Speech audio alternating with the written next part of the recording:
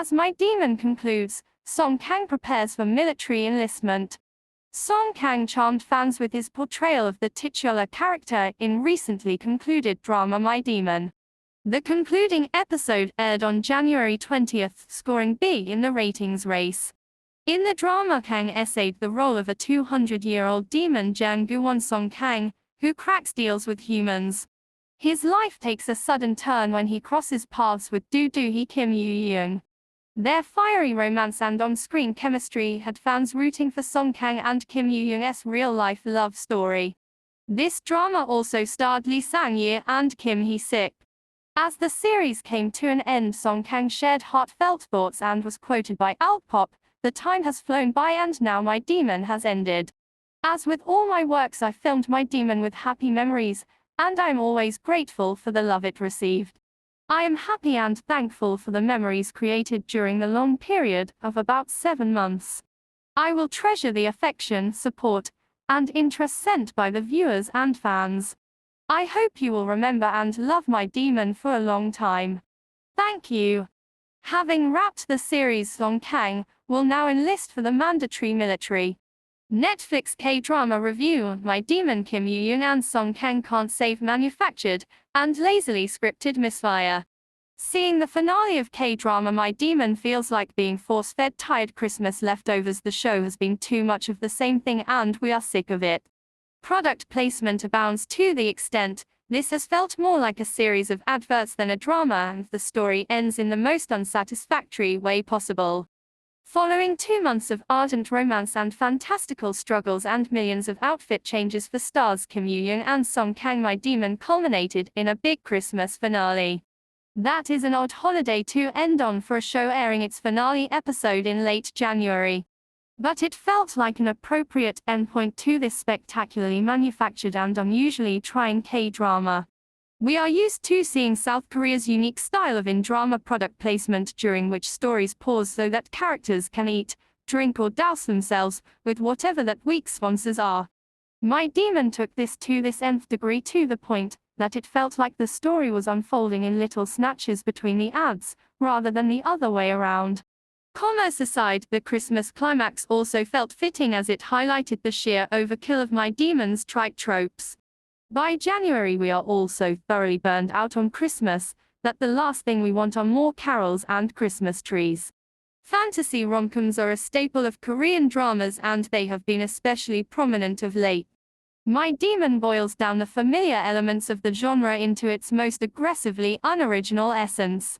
It force-feeds us lukewarm leftovers, even though we are still full to bursting from the holiday feasts. Then there is the series' perplexing engagement with religion. First, it reinterprets the Christian notion of a grim reaper. In K-dramas there can be more than one grim reaper, and later branches out into historical cases of religious persecution. In the obligatory period flashbacks to the past lives of Do-hye Kim and Gu-won when they were courtesan Wholesome and dashing nobleman Seo-yi Sun in the Joseon era, 1392 to 1910, in Korea we learn that they bonded over their Christian faith, which at the time was anathema to the rank and file of Joseon. Believers are beheaded by the government, and Wholesome is found out partly thanks to the cross necklace given to her by Yi-sun, the same symbol that forms the tattoo that gives Gu-won his powers. Do-hye is executed and a heartbroken Gu-won kills himself. Meanwhile, in the present, mydemon introduces us to God, played by Cha Chung-hwa, who disguises herself as a homeless woman and spends a lot of her time drinking and gambling. Then we go back to the flashback of the tragic romance of their past selves, while back in the present the thwarted corporate villain Mirai Group's Na-suk Min Kim Tae-soon poses the final obstacle, and both leads make the ultimate sacrifice out of love. Do-hye does so first, needlessly taking a bullet for the immortal Gu-won. Gu-won saves her, which triggers his own demise. But after only a few scenes featuring a morbidly depressed Do-hye, God takes pity on them and brings Gu-won back. With Do-hye and Gu-won reunited, the story ends on a perfunctory happily ever after note. Only how could it? Gu-won is still an immortal being, and relative to his viewpoint, Do-hye will age and die in the blink of an eye. The show chose not to invent a way for Gu-won to become mortal, but rather than embrace the implicit tragedy of their circumstances, it plods on and bows out with a disingenuous smile. These are all predictable beats that we have seen 1,000 times before in K-dramas. In effect, writer Choi Il is giving the audience all the elements that they want, but without bothering to thread them together into a coherent story. Of course, the story is largely an excuse to thrust two handsome leads together for long periods of time, and on that count it succeeds. Unfortunately, do-hee and woo-won feel like such a plastic couple that they might have worked better as jokey side characters in Barbie. This is not so much an indictment of the actors as it is what they were given to work with. Kim remains one of the most compelling young actresses working in Korea today. Even worse were the legions of truly horrible supporting characters that made up this mass-produced mess.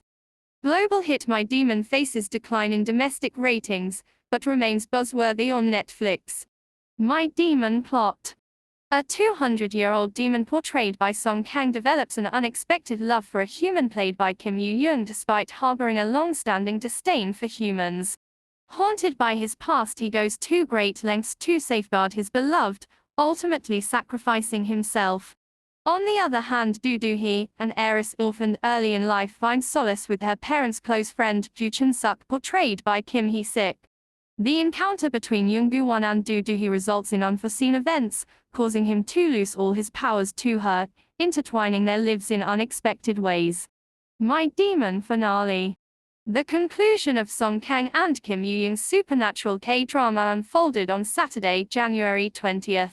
In the 15th episode, viewers witnessed Won sacrificing himself to save do-hee, who was killed by hae-sook. Meanwhile, the antagonist faced long-term imprisonment. A devastated do-hee couldn't help but cry incessantly over the loss of her lover. However, in the 16th episode, Won's boss, whom he refers to as God, grants him another chance at life.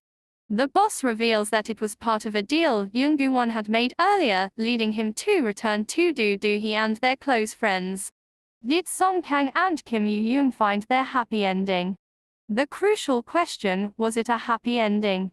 Yes, in the blink of an eye.